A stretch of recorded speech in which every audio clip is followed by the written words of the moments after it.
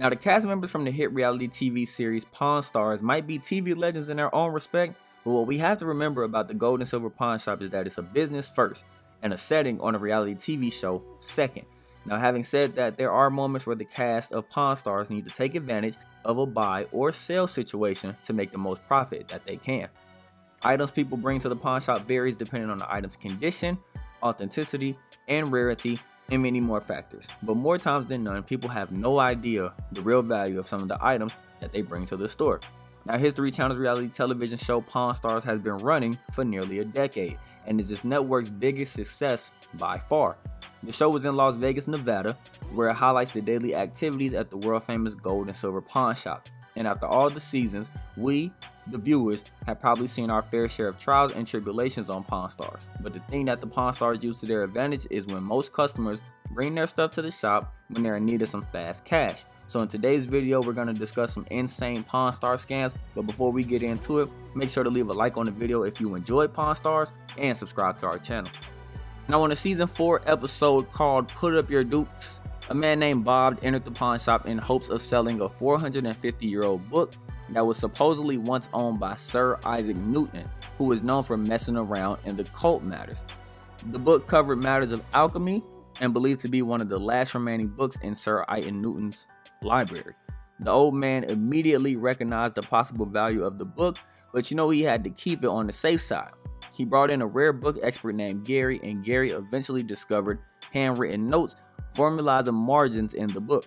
Gary definitely confirmed that the book was authentic and that it actually did belong to Sir Isaac Newton, so he estimated the book around $20,000. But despite its high value, the old man offered a lowball offer of $5,000, but Bob eventually managed to bump that up to $7,000. Now, even though Bob was scammed at the end of the day, he could have got $2,000 more than he was originally going to get. Now let's back it up to season 7, where Corey was out to prove to the old man and Rick that he should have some ownership stake in the pawn shop. He saw a nice opportunity in the customer who came in the pawn shop and was selling a 50th century samurai sword.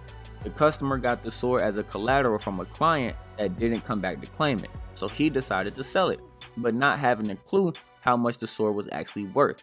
During a backroom confessional before negotiating with the seller took place, Corey said that he saw a few of those swords go for thousands of dollars, which makes his initial offer of $800 really low.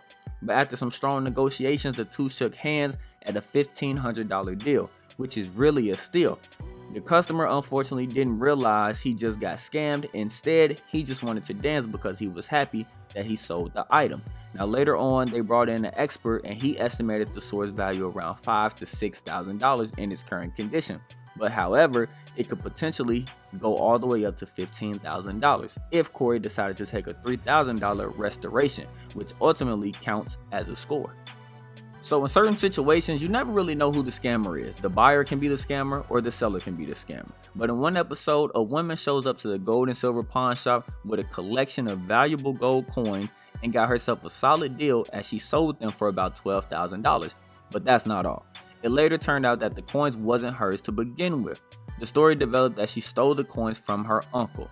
Now, not only did the men get robbed, but they had no way to get the coin back since Rick and the crew decided to melt the coins down to make a higher profit from actually selling the gold than what they initially spent on the coins. But there's another twist in the story as well, since it turned out that the gold coin collection was really worth about $50,000, as it contained rare coins like silver Morgan coins from the 80s and a 1-ounce American Buffalo gold pieces. But another twist is that not only did the uncle get robbed, but his niece got scammed by the Pawn Stars and only got a quarter of its worth before getting caught and actually serving a sentence in jail for theft.